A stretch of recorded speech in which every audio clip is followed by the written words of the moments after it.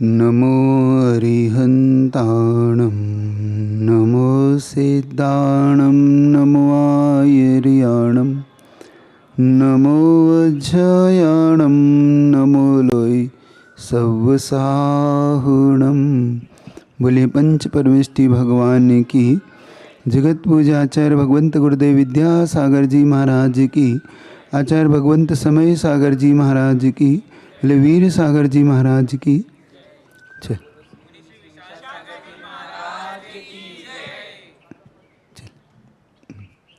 नमस्ते महाराज जी, नमस्ते नमस्ते। अरुण जी पूछ रहे, अच्छे लोगों के साथ बुरा क्यों होता है? ये तो सबका ही प्रश्न है। ये ऐसा प्रश्न है कि हर व्यक्ति अपने आप को अच्छा मानता है और जब उसके साथ बुरा होता है तो कहता है हमारे साथ ही बुरा क्यों होता है। अच्छे लोग के साथ बुरा नहीं होता, जबकि होता ये है कि उसके पूर्व के बुरे कर्म जल्दी उदय में आके चले जाते हैं। अच्छे लोग वर्तमान में अच्छे हैं, क्या वो पास्ट में भी अच्छे थे? पहले हम इसको समझें। पास्ट में जो होता है, जैसे मान लो कमठ आज अच्छा हो जाए, लेकिन उन्होंने जो भगवान पे उपसर किया उसका तो फल भोगना पड़ेगा ना। तो वर्तमान में जब वो अच्छा होता है, लेकिन पूर्व में जो उसने उपसर किया उसका जो फल जब देखने में वर्तमान में आता है, तो ऐसा हम सबको लगता है कि देखो अच्छे लोग के साथ बुरा हो रहा है। कभी भी अच्छे लोग के साथ बुरा नहीं हो सकता, बल्कि होता ये है कि उनके अच्छाई के कारण वो बुरा कर्म भी कम मात्रा में फल देकर निकल जाता है। और अच्छे लोग कभी भी इसे बुरा नहीं मानते, बल्कि अच्छे लोग ये मानते कि चलो पुराना कर्जा था, मैं फ्री हुआ। अपने यहाँ आचार्यों ने एक बहुत अच्छा उदाहरण दिया। मान लो आपने किसी से पूर्व में कर्ज लिया है ना। अब कर्ज लिया है और अब वर्तमान में चुका रहे हैं, तो क्या आपको बुरा लगता है कि हल्का लगता है? हल्कापन लगता है ना कि चलो कर्जा। ऐसे ही अच्छे लोग ये सोचते हैं कि चलो मेरा पूर्व का कर्जा चुक गया, मैं फ्री हुआ। अब प्रेजेंट में जो मेरी संपत्ति मेरे पास है, मैं अब उसका आराम से उपयोग कर पाऊंगा।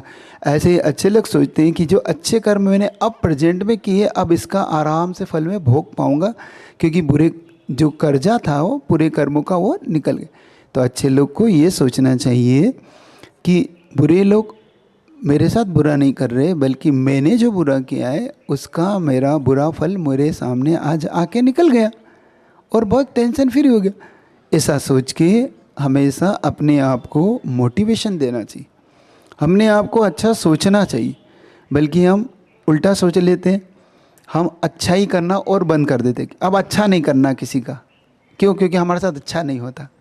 अच्छे लोग क्या सोचते हैं, नेगेटिविटी उनके अंदर आती है, वो नेगेटिव सोचने लगते हैं कि देखो हम अच्छा कर रहे हो, हमारे साथ बुरा नहीं। बल्कि ये सोचकर अपने आप को मोटिवेशन देना चाहिए, और आप धीरे धीरे जैसे भगवान आइडियल हो जाते हैं, एक दिन आप भी आइडियल हो जाओगे उन लोगों के लिए कि नहीं, अच्छे लोग के साथ अच्छा ही होगा।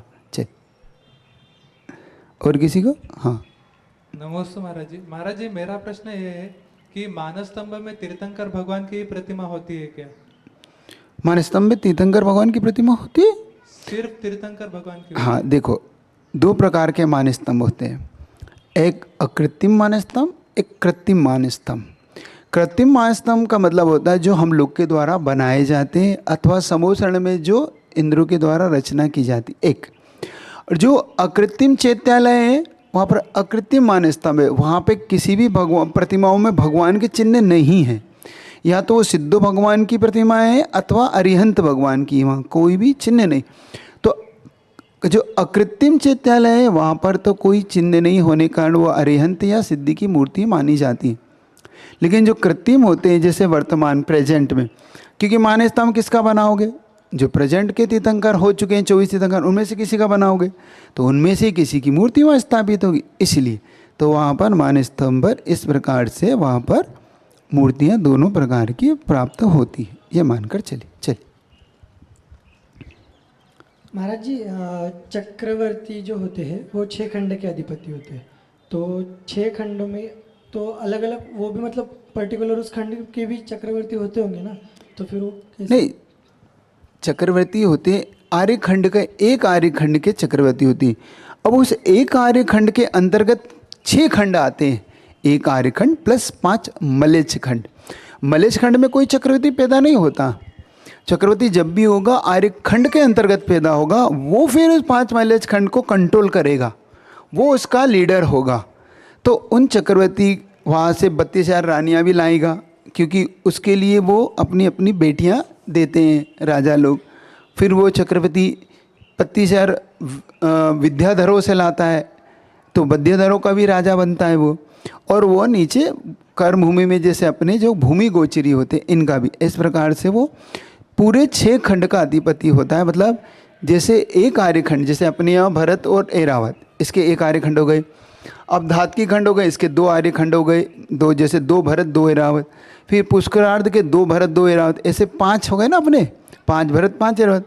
अब जो विदेह हैं, तो 5 विदेह में अलग अलग विदेह में 132 नगरियाँ, एक एक विदेह में 32 से 5 विदेह हो गए, तो 160 प्लस 10 170, तो कुल 170 चक्रवर्ती ऐसे हो सकते हैं।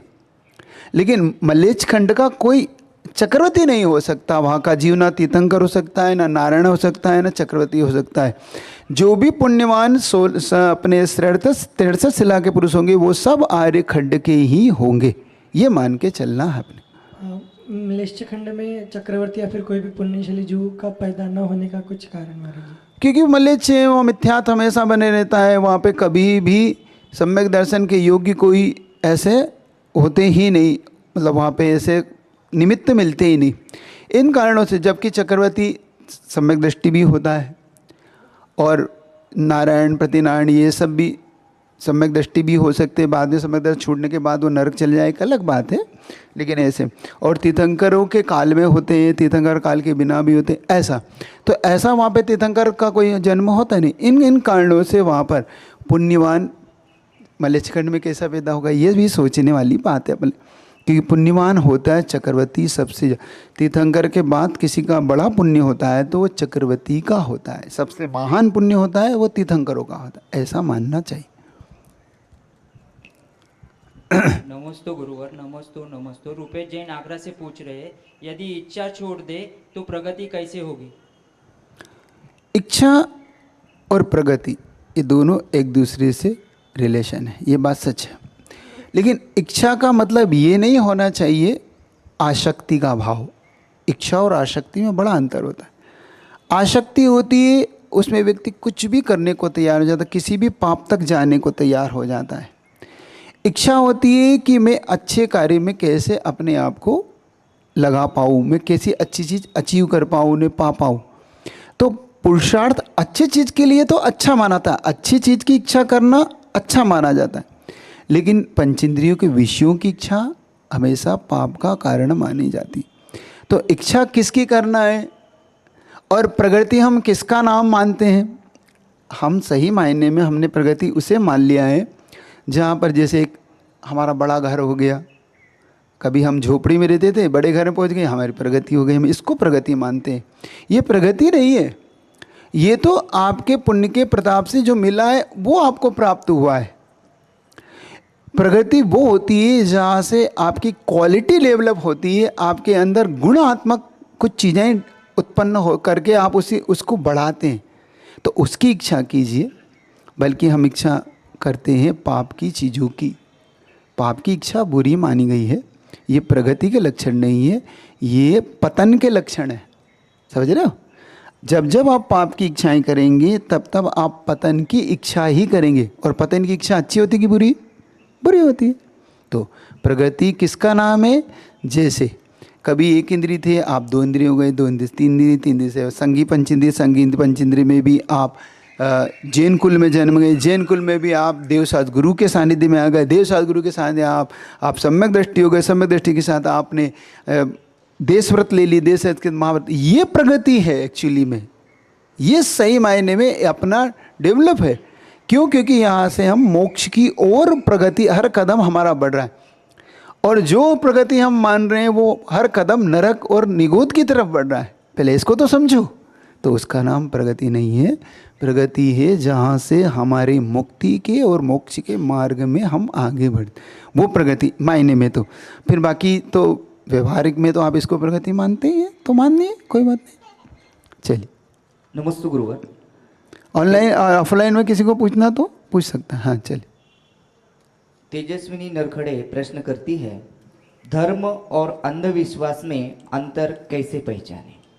देखो, धर्म का होता है जो ओरिजिनल है। धर्म किसे कहते हैं?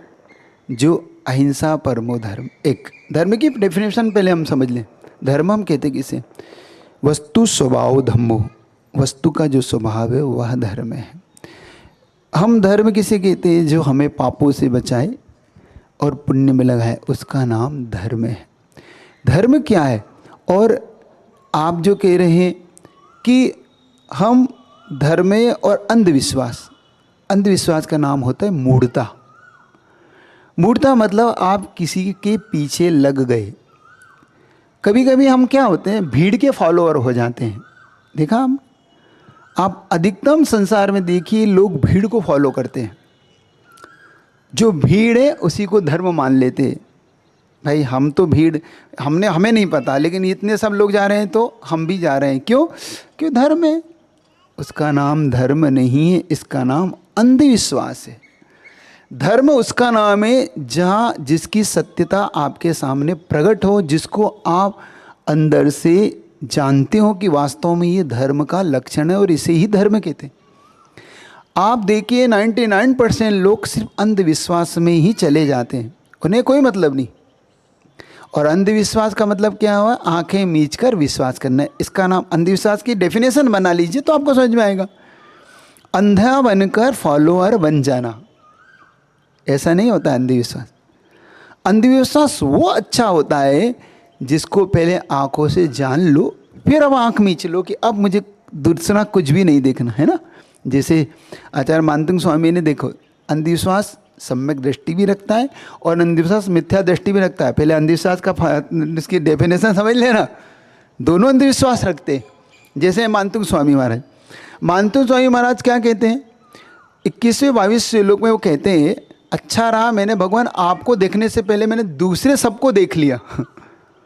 अब किसी को देखने की इच्छा नहीं बची अब, क्योंकि अगर मैं पहले आपको देखता तो हो सकता है मैं डाउट में पड़ जाता कि शायद इससे भी बेहतर कुछ होगा। लेकिन इन सब चीज़ को देखने के बाद, इनके सारे देवी देवताओं को देखने के बाद फिर आपको देखा तो अब पता पड़ गया कि अब डाउट नहीं है। अब मैं अंधविश्वास करके आप पे विश्वास कर सकता हूँ कि अब मुझे किसी पर विश्वास नहीं, सिर्फ आप पर विश्वास है और आप ही मेरे सब कुछ हैं। ये होता है। तो धर्म जब भी होगा सही दिशा में आगे बढ़ेगा। अंधविश्वास का कोई विश्वास नहीं, वह अंधेरे में तीर चलाएगा। लग गया तो तीर, नहीं तो तुक्का। बस वो अंधेरे में चलाता है। मैं हो गया सो धर्म, नहीं तो अब भैया क्या करें सब लोग। तो भीड़ हमेशा फॉलो और भीड़ के मत बनिए। जीवन में ये पुरुषार्थ करिए कि भीड़ आपको फॉलो करे, भीड़ को आप फॉलो मत करिए। क्योंकि जब जब आप भीड़ की फॉलो करने जाएंगे तब तब आप डाउट में रहेंगे कि मैं ठीक कर रहा हूँ कि गलत। लेकिन जब जब आप सही फॉलो करेंगे तो अपने आप ही भीड़ आपको फॉलो करने लगेगी। लीडर कौन बनता है? भीड़ को फॉलो करने वाला, कि भीड़ जिसको फॉलो करती है वो लीडर क्या? लीडर कौन कहलाता है? जिसको भीड़ फॉलो करती है। तो हमें भीड़ का भी नेता नहीं बनना है। पहले समझ लीजिए करना क्या है। आपको सच्चे मायने में सही लोगों का लीडर बनना है। तो पहले अपने आप को, खुद को उसमें अनुभूत करके पहले पकाइए, उसे सही मायने में करिए, तो अपने आप ही सब कुछ आप धर्म भी पहचान जाएंगे। और अंधविश्वास, मूढ़ता में मत पड़िए। कुछ लोग सिर्फ मूढ़ताओं में ही जीवन गुजार देते हैं। भाई मूढ़ता क्या होती है ना? मूढ़ता से जानते हैं ना? मूढ़ता मतलब मूर्खता, सीधा सीधा गणित, कि उसने करा सो हमने कर लिया, हमें नहीं पता। जैसे एक भेड़ दूसरी भेड़ को देख के फॉलो करती रहती है और एक भेड़ गिरती है तो दूसरी भेड़ भी चली जाती है। तो हम भेड़ और भीड़ में जैसे कोई अंतर नहीं होता, वैसे अंधविश्वास में भी और अधर्म में कोई अंतर नहीं होता। समझ रहे हो ना? तो सही सही धर्म को पहचान। चलिए। महाराज जी, अर्ध चक्रवर्ती नाम के मतलब कोई होते है कंसेप्ट, या फिर जैसे कृष्णा अर्ध चक्रवर्ती ऐसा कहते हैं इसलिए? अर्ध चक्रवर्ती का मीनिंग इतना ही है, जैसे 6 खंड का अधिपति होने पर पूर्ण चक्रवर्ती है और 3 खंड के होने पर अर्धचक्री। अर्धचक्री का मतलब कोई चक्र आधा नहीं है चक्र तो पूरा ही है, लेकिन वो आधे खंड को मतलब 6 खंड को नहीं करके 3 खंड का वो स्वामी है, इसलिए वो अर्ध चक्रवर्ती कहलाता है। इसीलिए उसका नाम अर्धचक्र। वैसे तो नारायण, पति नारायण के नाम से वो जाना जाता है, और चक्रवर्ती मतलब पूरे 6 खंड का अधिपति, ऐसा। तो ऐसा अपने को मानना। शलाका पुरुष में मतलब अलग से उल्लेख नहीं आता है ना उनका ऐसे? नहीं तो शलाका पुरुष में है ना, देखो गिनो 63 पुरुष गिनोगे आपको तो आ जाएगा। जैसे 24 तीर्थंकर, 9 नारायण, 9 पति नारायण, 9 बलभद्र और 12 चक्रवर्ती, ये हो गए आपके 63। तो अर्ध चक्रवर्ती तो नारायण पति नारायण बोला तो मैंने, नारायण पति नारायण उसी का ही एक रूप है चक्रवर्ती। चलिए।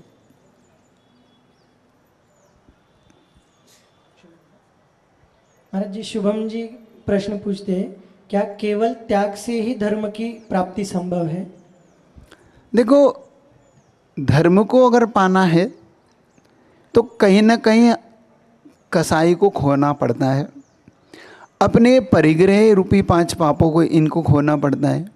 तो त्याग का मतलब यही है, व्यक्ति पहले पापों को त्यागे, सप्तव्यसन को त्यागे, अपने कसाई भाव को त्यागे, इसी का नाम धर्म है।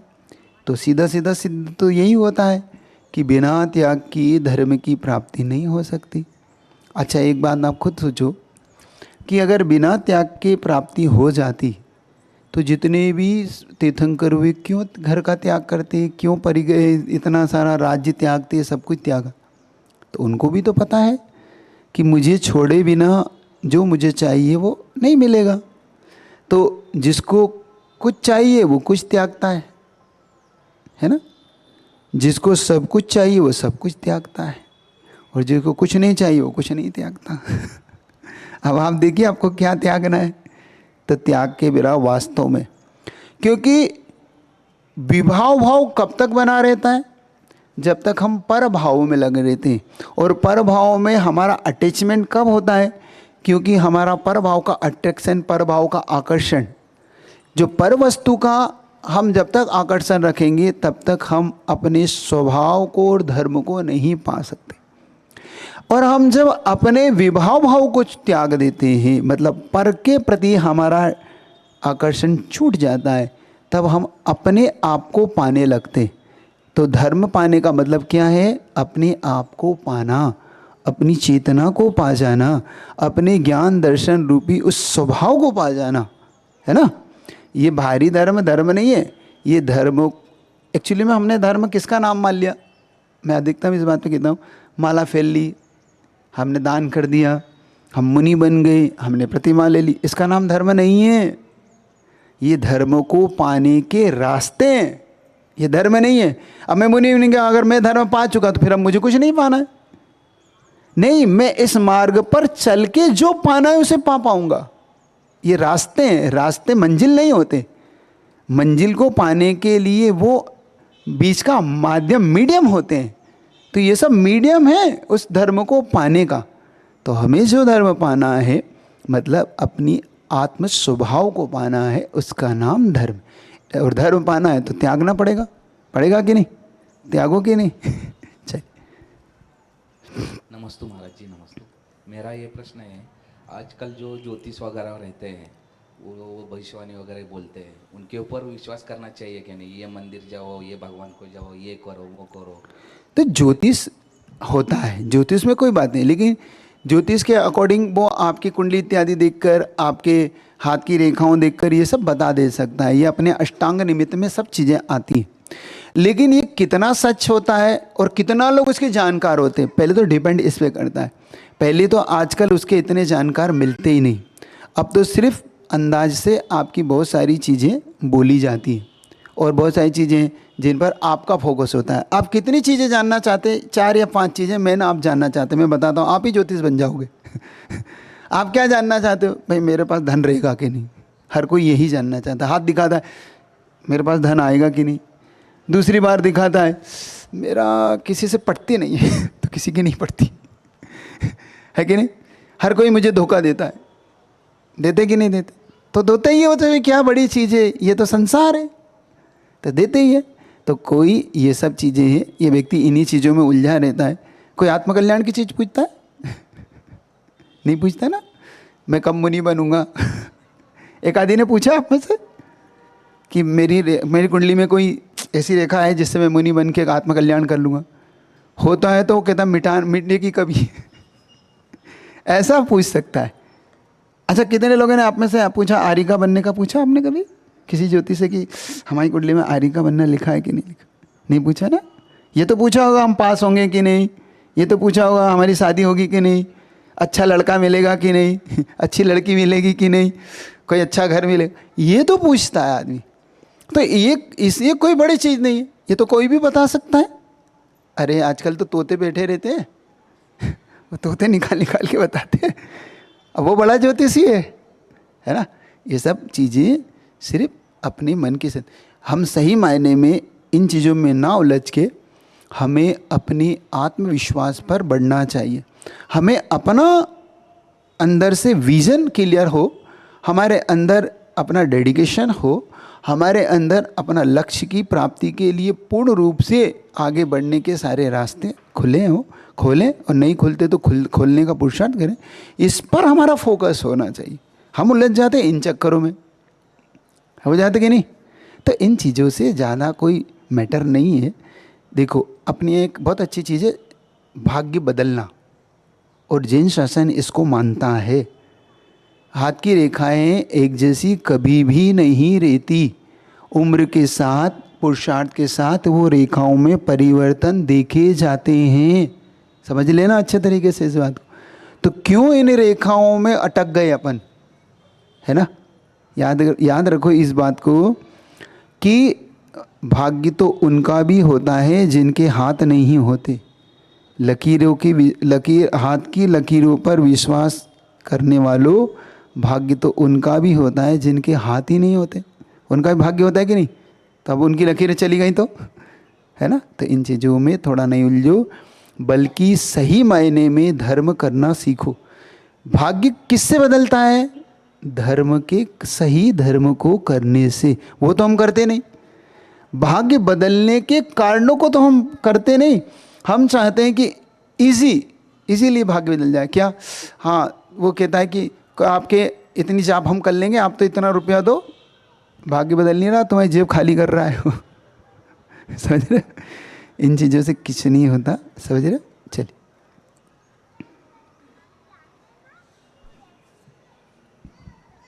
महाराज जी, अजय जी का प्रश्न है, गुरुदेव, यदि मनुष्य स्वयं को नहीं पहचानता तो बाकी सारी उपलब्धियों का क्या मूल्य है? 0। क्योंकि जब आपने अपना ही अस्तित्व नहीं पहचाना तो आपने ये उपलब्धियां किनके लिए की है? वाई? इसका क्या महत्व है? सिर्फ आप लोगों के देखकर आगे बढ़ रहे हैं? नहीं, आप जानिए तो मुझे इनका करना क्या है।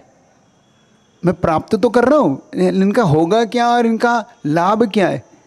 तो 0 है। आप जानते ही नहीं कि इन उपलब्धियों का क्या करना है, या इन उपलब्धियों के बाद मेरा जीवन कैसा होना चाहिए।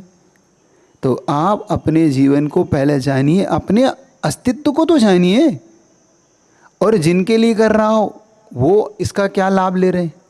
सिर्फ फॉलोअर, आप सिर्फ किसी को देखकर आप बढ़ रहे हैं तो ये भी ठीक नहीं होता। अपना खुद का भी कुछ होना चाहिए।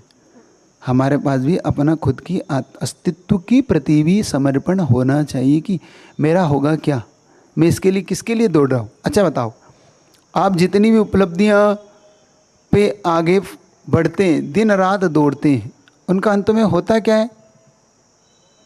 क्या होता है उनका? आपकी आँख मीची और सब उपलब्धियाँ गई।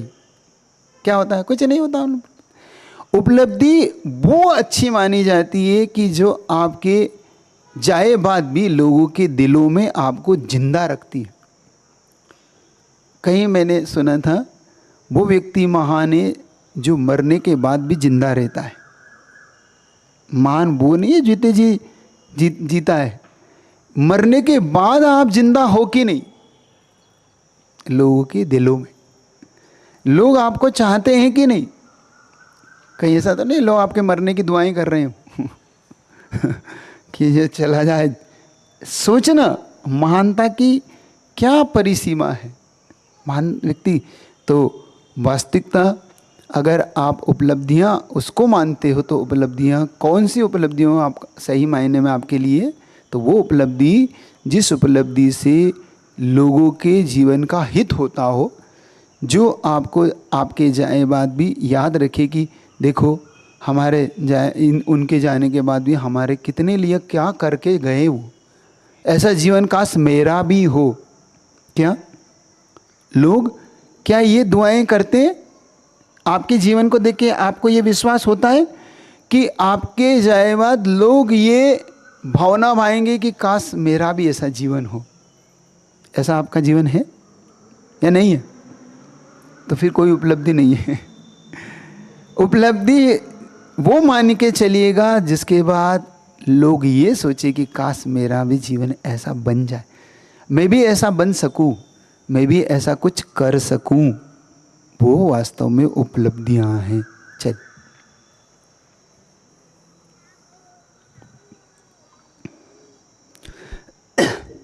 पूज्य महाराज जी के चरणों में कोटि कोटि नमन है।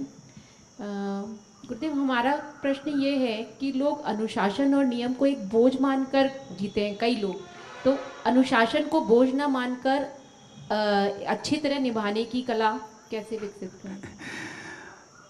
एक्चुअली में आनंद पूर्वक मतलब सही मायने में क्या होता है, अनुशासन हमारे जीवन में इसलिए बोझ लगने लगता है कि हम फॉलो कर रहे हैं लेकिन पास साथ वाला फॉलो नहीं कर रहा होता, इसलिए हमें बोझ लगता है। वो हमसे बहुत तेज़ी से आगे बढ़ जाता है तो हमें ऐसा लगता है भाई ऐसे अनुशासन का क्या लाभ, हम तो वहीं के वहीं हैं।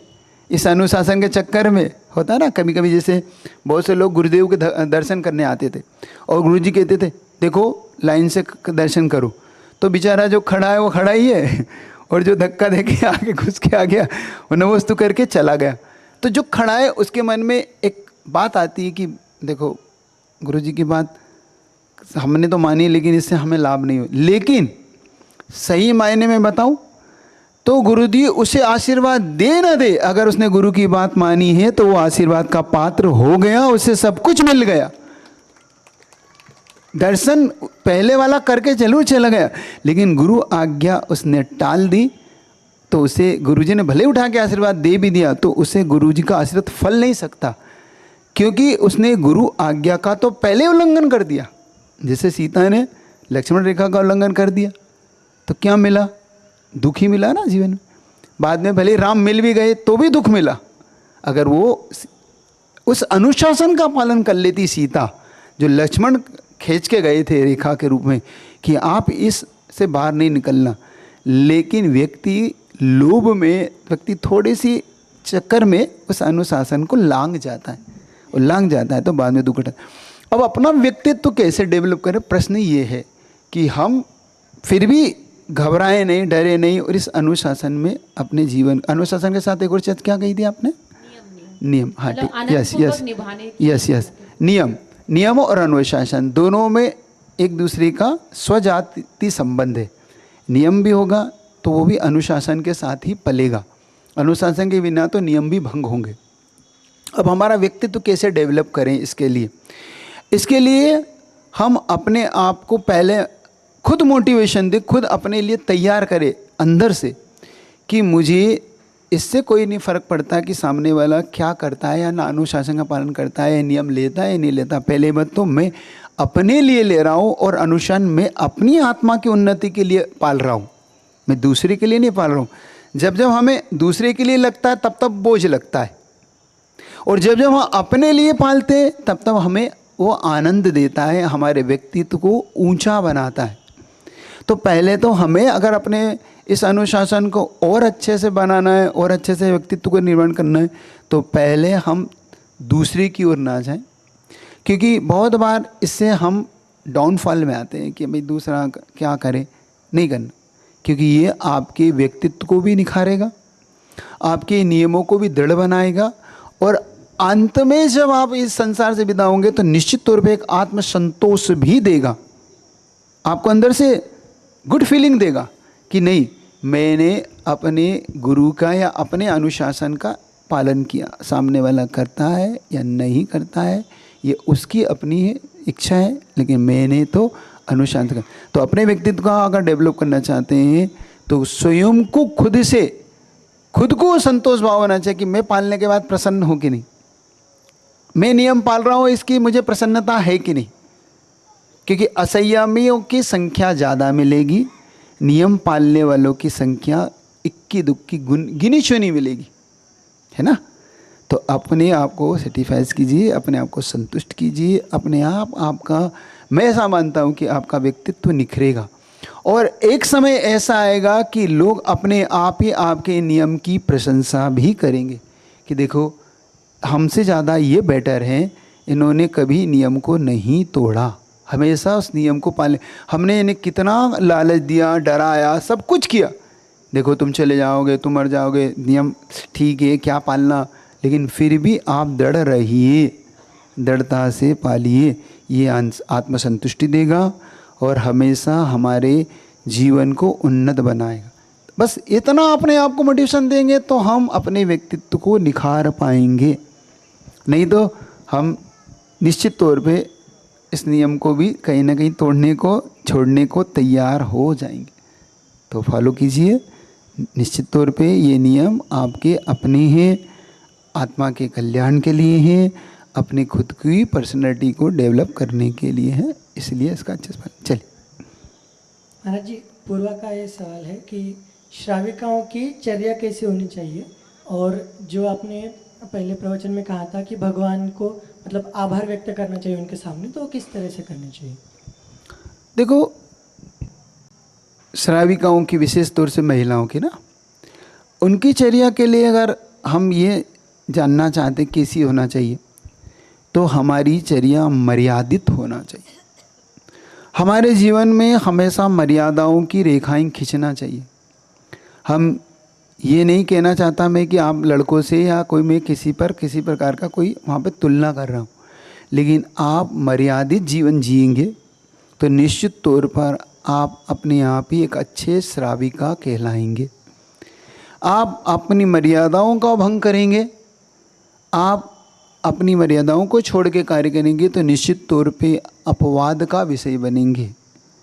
क्योंकि मैं पहले भी कह चुका हूँ, आप भले सेंसिटिव होते हैं, महिला और विशेष तौर से महिला बहनें, सेंसिटिव पक्ष उनका बड़ा कमज़ोर होता है, क्योंकि जरा सी बात पर उन पर अपवाद आ जाता है। आप समझिए, आपकी वैल्यू समझिए, आपकी कीमत समझिए। लड़कों को कोई फ़र्क नहीं पड़ता, और लड़कों की इतनी वैल्यू भी नहीं है जितनी वैल्यू आप लोगों की है। ये ध्यान रखो, आप अपनी वैल्यू समझो। मैंने एक बार कहा था, किसी ने मुझसे ये पूछा था कि महाराज जी, लड़कियों से पक्षपात क्यों होता है, लड़कियों को इतना वेटेज नहीं दिया जाता है, लड़कों को ज़्यादा दिया जाता है। ऐसा नहीं है। लड़कियों के लिए मर्यादा क्यों है, लड़कियों के लिए ही क्यों इतना माता पिता थोड़ा सा डरा के रखते हैं उनको, उसके लिए पहले मैंने उत्तर दिया था कि जैसे दूध की रक्षा करने के लिए फ्रिज होता है, सोने की रक्षा के रखने के लिए तिजोरियाँ होती है, हीरे की रक्षा करने के लिए आप अंगूठी अपने आप उसको सेफ्टी के लिए कुछ चीज़ें इस्तेमाल करते हैं, ऐसे ही बहनों की, लड़कियों की अपनी वैल्यू होती है। उनकी रक्षा के लिए माता पिता ये सब इतनी सारी बाउंडेशन लगाते हैं। पहले इसको हम समझें। लोग कहने लगे महाराज जी इसमें दूध का क्या कसूर? दूध का कोई कसूर नहीं है ना, दूध गलत है, लेकिन बिल्ली का भरोसा नहीं है। पहले आप समझो।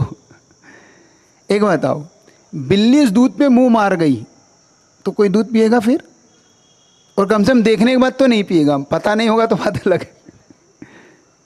समझने का पुरुषार्थ करो, आप कीमत समझो। बिल्ली की कीमत है कि दूध की? किसकी कीमत है? दूध की ना।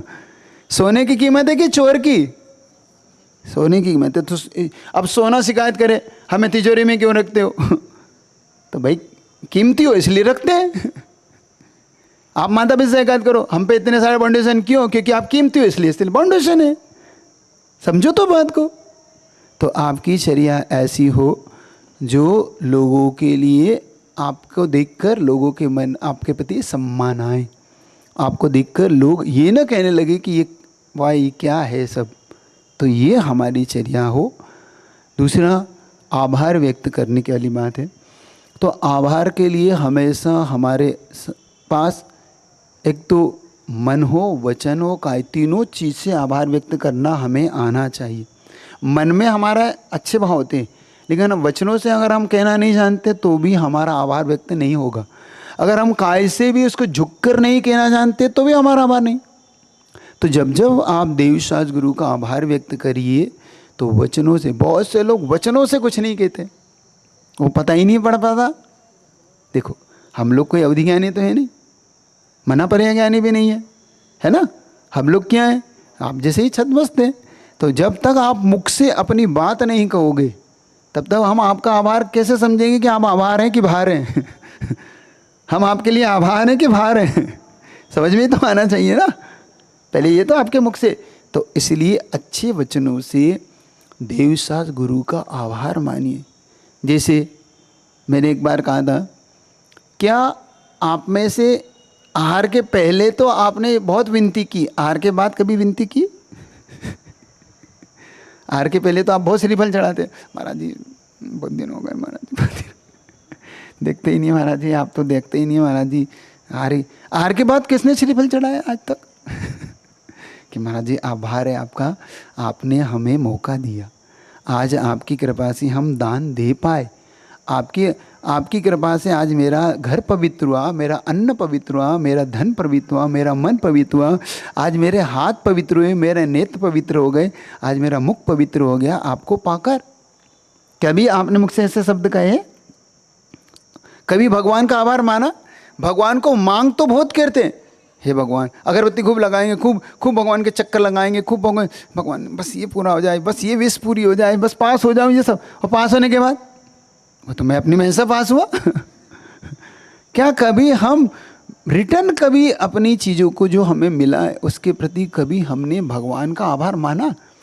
मैं जैसे बहुत सी जगहों पर शादी के पहले विधान होता है ना, घर का उद्घाटन से पहले विधान होता है। कभी घर के उद्घाटन के बाद विधान किया आपने? शादी के बाद विधान किया कि भगवान हमारी शादी बहुत अच्छे से हो गई, आज फिर हम अब शादी के बाद विधान करते, अब घर बहुत अच्छे से 1 साल हो गया, अब भगवान हम विधान करते, करा है? संतान के बाद कभी आपने विधान किया है? संतान प्राप्ति के लिए तो विधान किया। तो ये कृतज्ञता है, कृतज्ञ मत बनिए, कृतज्ञता ज्ञापित कीजिए, इसी का नाम आभार है। तो जब जब हमारे जीवन में जो जो अच्छा हो रहा हो उन अच्छी चीज़ों के लिए अपने बड़ों का आभार मानिए। अब बड़े में सब आ गए, देवशास्त्र गुरु भी आ गए, माता पिता भी आ गई, अपने समाज के अच्छे लोग भी आ गए, हमसे बड़े लोग भी आ गए, उनके प्रति आभारी बनिए। ये आभार का गुण एक दिन आपको बहुत ऊंचाइयों पर लेके जाता है, ये आभार का विषय। तो आभार अच्छे से व्यक्त करिए, मन से भी करिए, वचनों से भी करिए। एक बार क्या हुआ, गुरुजी के पास हम लोग बैठे थे, तो एक बहुत अच्छा सब्जेक्ट निकला और सब लोग बहुत खुश थे, लेकिन बोल कोई कुछ नहीं रहा था। तो गुरुजी ने कहा तुम लोग कैसे हो? देखो हम सबको डांट कैसी पड़ी, तुम लोग कैसे हो? अरे अच्छी बात की अनुमोदना भी करने नहीं जानते। तो एक महाराज जी ने पूछा आचार्य जी कैसे करना चाहिए? तो वो भी मैं बताऊं? तो आचार्य जी बताइए। तो उनका आचार्य जी ने, देखो जब जब गुरु के मुख से अच्छी बात निकलती है, बहुत अच्छा आचार्य श्री, बहुत अच्छा आचार्य श्री, बहुत अच्छी बात निकली आपके मुख से, सुनकर हम धन्य हुए, ये बोलकर आभार व्यक्त करिए। ये बोलिए। हम आपसे कहते हैं ना, थोड़ा गर्दन हिला के संकेत तो दीजिए कि आप सुन रहे हैं कि नहीं सुन रहे। ये हरी कथा थोड़ी हो रही जय जय करके निकल गए, है ना। जब जब कोई अच्छी बात होती है, ताली बजाना क्या है? ये उसकी अनुमोदना है, उस बात का आभार है। तो वचनों से भी बोलिए, काय से भी अनुमोदना करिए और मन से भी हर्ष व्यक्त करिए। हर्ष विषेक है बोलते हैं ना, दाय न दे हर्ष विकसे के, ले कि दे। लेने वाला तो हर्षित होता है, देने वाला भी हर्षित होता है। क्यों? क्योंकि मैंने आज दान दिया, तो हर्ष कैसे हो गए? उस पात्र के प्रति आभार करिए। समझ रहे हैं कि नहीं? चलिए, हाँ अब करिए ना। चलिए जल्दी करिए, एक दो प्रश्न और कर लेते। नमस्ते महाराज जी, मेरा प्रश्न ये है कि मन में कोई भी डर आता है तो उसको दूर कैसे करें? देखो, भय क्यों आता है, हम भयभीत क्यों होते हैं? दो कारणों से। पहला कारण, या तो हम गलत होते हैं, हम रॉन्ग होते हैं। दूसरा कारण, क्या सज़ा मिले पता नहीं, क्या डर, इससे हम भयभीत होते हैं। तो डर को मिटाने का तरीका ये है, हम पहले स्वीकार भाव में आ जाएं। हमें कोई भी एक्सक्यूज नहीं देना, पहले हम स्वीकार कर लें डर से कि नहीं मुझसे ये गलती। अच्छा एक बताओ, आपने अपनी गलती स्वीकार कर ली, अब डर रहता है? डर कब रहता है? जब हम झूठ बोल जाते हैं या हम एक्सक्यूज देते हैं कि नहीं वो ऐसा हो गया था इसलिए ऐसा हो गया। हम स्वीकार कर लेना सीधा सीधा, हाँ हमसे ऐसा हो गया, अब आप जो कहेंगे हम उसके लिए तैयार हैं, बस हमसे गलती हुई है। आप देखिए बहुत जल्दी आपका डर फुर्र हो जाता है। कोई डर पास्ट को, अपने फ्यूचर को लेके भी कभी ऐसा आता है, वो तो बेकार है। जो हमारे हाथ में नहीं है उसकी क्या टेंशन करना। जो हमारे हाथ में है, प्रेजेंट हमारे हाथ में है, तो हम वर्तमान को जिए। हम फ्यूचर को लेकर डर भयभीत हो रहे हैं तो कभी भी आप आगे नहीं बढ़ पाओगे। मान लो तुम लोग यहाँ बहुत दूर दूर से आए हो, कोई कहीं से आए, कोई पूना से, कोई बॉम्बे से, कोई दिल्ली से, कहीं से आए। अब मैं गाड़ी में बैठूँ क्या मालूम कुछ हो गया तो। अब ये डर आपको आपके रिटर्न नहीं होने देगा, है ना, और ना आपको यहाँ तक पहुँचने देगा, क्योंकि आप वहीं से गाड़ी में नहीं बैठोगे। भैया वहाँ आपको जाते आते कुछ हो गया तो सलापुर हम तो नहीं जा रहे। अब ये डर निकालना होता है हमें। तो ये फ्यूचर का डर है ना, ये डर। पास्ट का डर होता है, अरे पास्ट में ऐसा हो गया, ना जाने क्या होगा, क्या कहेंगे कुछ, ये भी निकालिए। तो पास्ट की स्वीकार भाव और प्रेजेंट का फ्यूचर का इग्नोर भाव, उसके लिए कि अब क्या होगा, मेरा काम सिर्फ पुरुषार्थ करना है, मेरे हाथ में अच्छे कार्य के लिए पुरुषार्थशील हूँ, मैं बस इतना कर सकता हूँ। होनहार मेरे हाथ में नहीं है, कर्म किए जाओ, फल की चिंता अपने हाथ में नहीं है। क्योंकि कई बार फल आके भी हाथ से गिर जाता है। तो हम तो फल को पाने की चिंता नहीं करना, हमारा काम पुरुषार्थ करना है। चलिए, तो अपने आप डर समाप्त। इधर ही रखो या कोई एक आदि है? नेहल जैन सहारनपुर से प्रश्न करते हैं, अनुव्रत किस प्रकार ग्रहण किए जाते हैं और उनको कोई भी श्रावक ग्रहण कर सकता है क्या? अणुव्रत हो या सामान्य व्रत हो, ग्रहण करने का तरीका आप स्पष्ट तरीके से समझिए।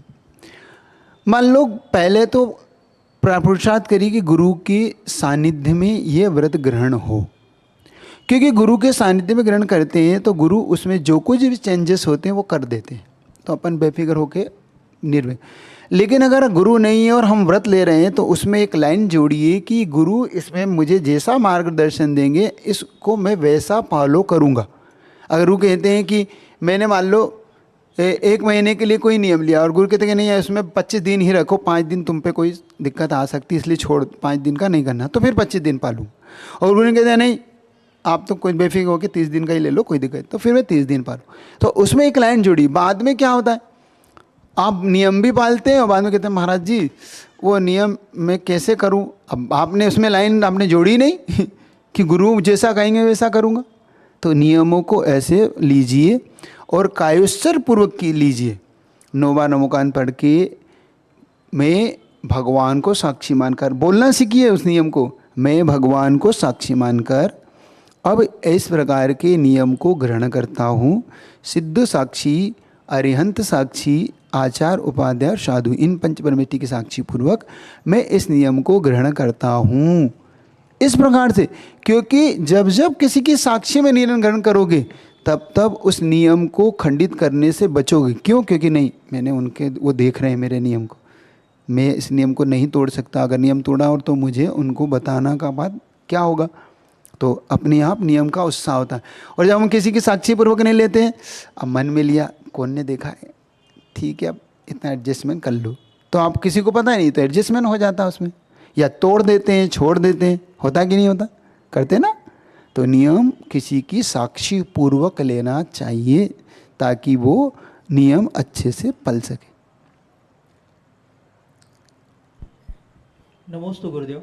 नमोस्तु, एक अभिषेक के बारे में प्रश्न है कि प्राय जब अभिषेक करते हैं तो मैंने ऐसा सुना है गुरुमुख से कि जितना हमें गंदोगत चाहिए उतना ही बनाना चाहिए, पर हम देखते हैं कि कलश में जितना भी पानी होता है, जैसे शांतिधारा हो गई या अभिषेक पाठ हो गया, पूरा का पूरा पानी भगवान जी पर ढारते हैं, या ऐसा करना उचित है, या इसे जो हम मैं पूछता हूँ, इसका थर्मामीटर क्या है कि हमें कितना चाहिए? पहले तो ये फॉलो हो, कितना चाहिए। आप एक व्यक्ति को कितना गंदों तक मानते हैं आप? चलिए उतना ही मैं लोगों से कह देता हूँ, एक बूंद है, एक बूंद बस हो गया। ये भी कंट्रोल रेट से। देखो उन्होंने क्या कहा है अभिषेक के बारे में, देखिए पहले अभिषेक के बारे में समझिए। पहला तो पानी भगवान पर इतना डालिए अभिषेच्यामी, मतलब उनका पूरा तन भीग जाए, अभिषेक का तरीका ये है। दूसरा, गंधोदक इतना लेके लगाइए कि आपका मस्तक और भाल भीग जाए। इतना मत लगाइए कि ऐसे बिल्कुल कंट्रोल रेट से मत लगाइए। ये पवित्र जल है, ये मेरी पूरी आत्मा को पवित्र करने वाला, उसके प्रति में ऐसा कुछ लोग बिल्कुल ऐसे लेते, बिल्कुल बिल्कुल ऐसे बूंद कहीं, उनकी मान्यता ये हो सकती है कि कहीं गंदों तक नीचे नहीं गिर जाए, तो गंदों तक को ऐसे लीजिए ना, हाथ लगा के, फिर उसमें मतलब गंदों तक लेते समय बड़े उससे ऐसे लगाइए ताकि गिरेगा नहीं। वो मैं भी चाहता हूँ कि उसका कोई भी अपमान नहीं होना चाहिए, लेकिन लेते और लगाते समय और लगाने के बाद नीचे गिरने के बाद वो गंदोदक रहता ही नहीं, ये भी ध्यान रखना। कभी कभी दिमाग में ऐसा आता है ना, क्योंकि वो लगने के बाद अब वो सब कुछ उसका अपना वो समाप्त हो चुका है। समझ रहे हो कि नहीं? उसमें जो कुछ था वो हमारे पास ग्रहण हो चुका। जैसे तुमने मुझे ग्रास दिया, अब वो ग्रास दिया, अब वो ग्रास देने के बाद कुछ भी होगा वो मेरा है, अब तुम्हारा नहीं है।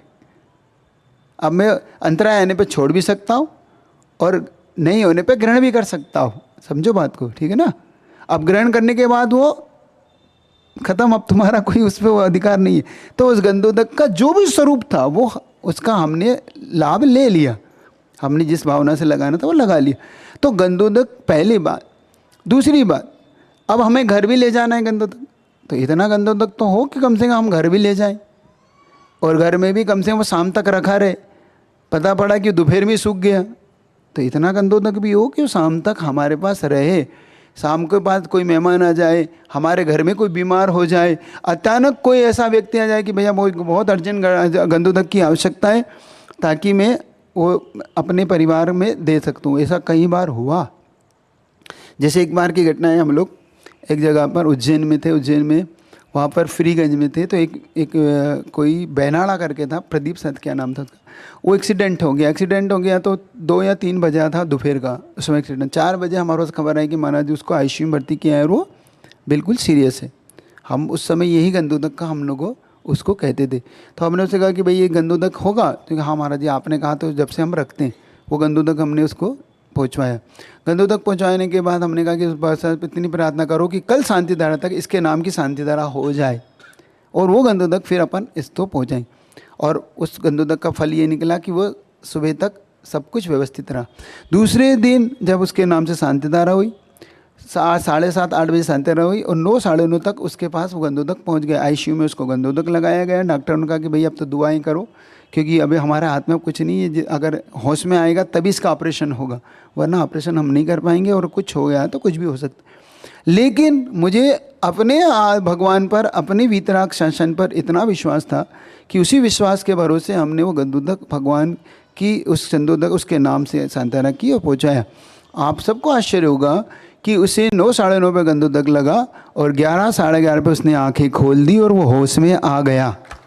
उसके बाद ऑपरेशन हुआ, और फिर जब हम वहाँ से बिहार करके बड़नगर तरफ पहुँच गए, और वहाँ से जो एक क्षेत्र है ना, वहाँ पर हम पहुँच गए, बनेड़िया जी।